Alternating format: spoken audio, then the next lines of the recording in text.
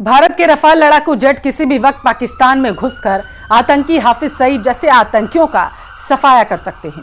पाकिस्तान को जब से पता चला है कि लश्कर-ए-तैयबा, जैश-ए-मोहम्मद जैसे आतंकी गुटों के अड्डे भारत भयानक हमला वहां करने जा रहा है और उसके बाद से पूरे पाकिस्तान में कोहराम मच गया। अगले 24 घंटे में किसी भी वक्त कुछ भी बड़ा हो सकता है।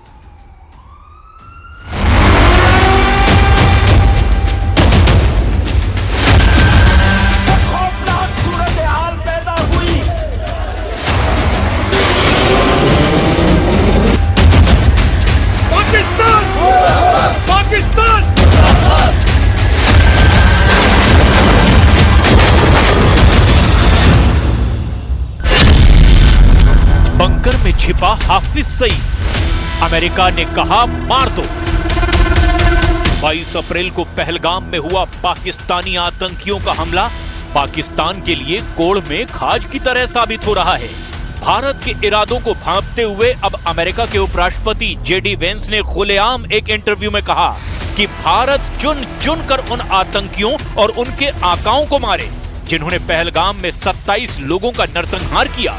अमेरिका ने यहां तक कह दिया कि अगर भारत पाकिस्तान में घुसकर आतंकियों और उनके अड्डों का सफाया करता है तो पाकिस्तान को चाहिए कि वो भारत का साथ दे। ये हैरान करने वाले डेवलपमेंट पाकिस्तान की सरकार और पाकिस्तानी सेना के लिए नासूर साबित हो रहे हैं। अब खबर तो यहां तक आ रही है कि लश्कर-ए-तैयबा का चीफ हाफिज सईद अब पाकिस्तानी सेना और पाकिस्तान की खुफिया एजेंसी ISI ने सेना के इलाके में इसे छिपा दिया है ताकि वो किसी तरह की सर्जिकल स्ट्राइक में मारा ना जाए। हम आपको यही दिखाने जा रहे हैं कि अब ये पूरी तरह से साफ हो चुका है कि भारत आतंकियों से बदला लेने जा रहा है, फिर चाहे वो POK में हो या LOC में या फिर पाकिस्तान के अंदर कहीं भी छुप कर बैठे हों।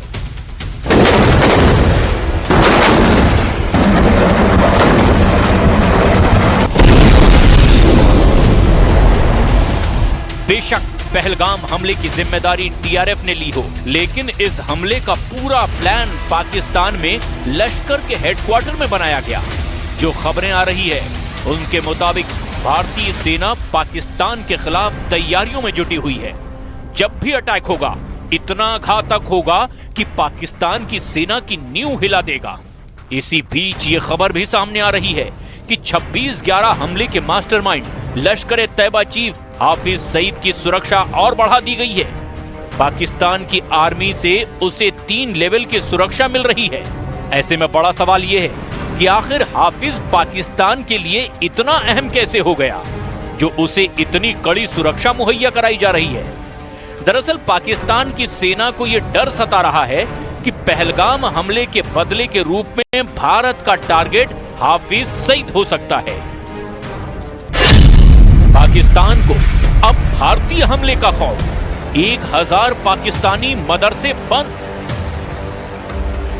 इस वक्त LOC से लेकर POK तक पाकिस्तानी सेना और आतंकी पूरी तरह से बौखलाए हुए हैं।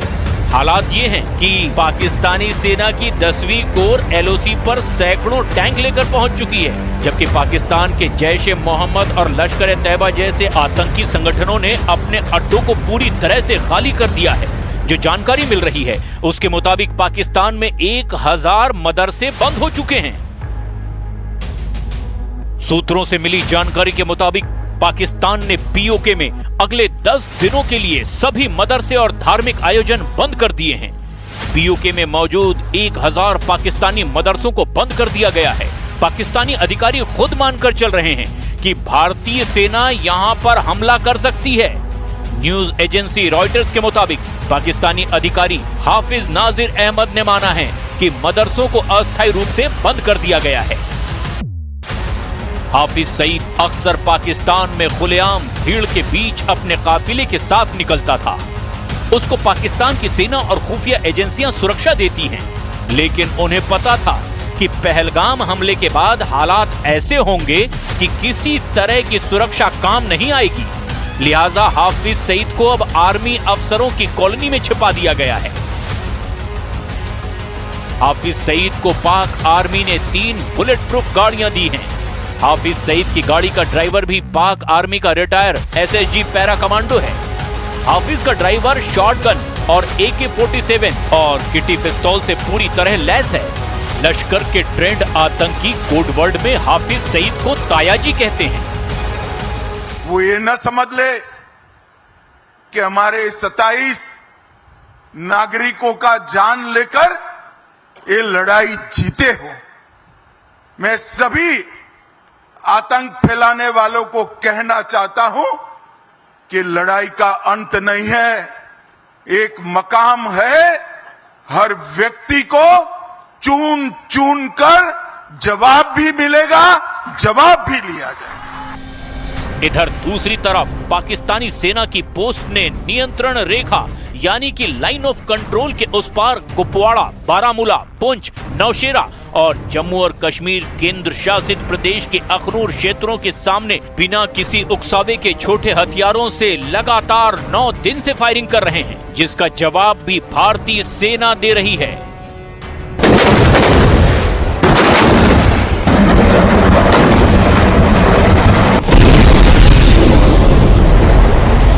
इधर दूसरी तरफ पहलगाम में जांच एजेंसियां अपनी पूरी क्षमता से इस आतंकी हमले की जांच में जुटी हुई है। उस पर अब बहुत बड़े खुलासे होने लगे हैं। दावा तो यहां तक किया जा रहा है कि TRF के इन आतंकियों के पास चीन से बने सैटेलाइट फोन थे, जिसकी मदद से न सिर्फ आतंकियों ने टूरिस्ट को मारा, बल्कि नरसंहार करने के बाद इसी सैटेलाइट की मदद से घाटियों में गुम भी हो गए।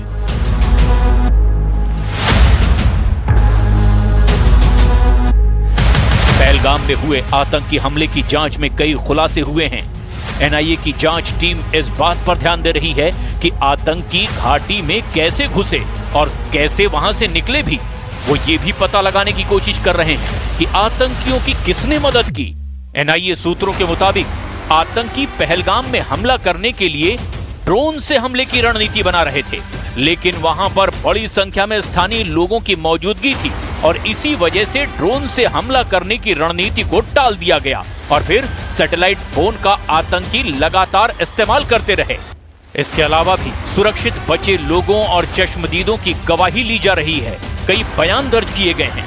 सूत्रों के मुताबिक NIA की टीम कुछ स्थानीय फोटोग्राफरों से भी पूछताछ कर रही है। उनके पास या उनके फोन में जो भी वीडियो या फोटोग्राफ हैं, उनको भी जुटाने का काम किया जा रहा है। पहलगाम आतंकी हमले की प्लानिंग पाकिस्तान में बैठे आतंकी संगठन लश्कर-ए-तैयबा के आकाओं ने की। कश्मीर के बैसरन घाटी में खून खराबे के लिए उन्हें पाकिस्तान में ट्रेनिंग दी गई। जांच से पता चला कि आतंकवादी कोकरनाग के